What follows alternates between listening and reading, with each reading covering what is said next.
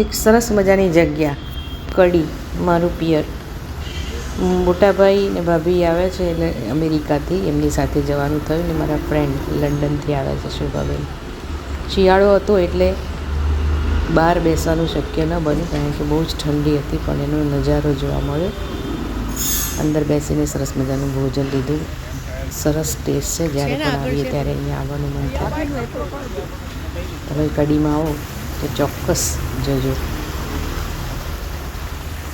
જોઈ શકો છો કે સરસ મજાના ફુવારા અમારા માટે સ્પેશિયલ ચાલુ કર્યા.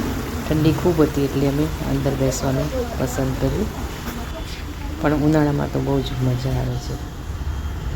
સાથે ખૂબ એન્જોય કર્યું.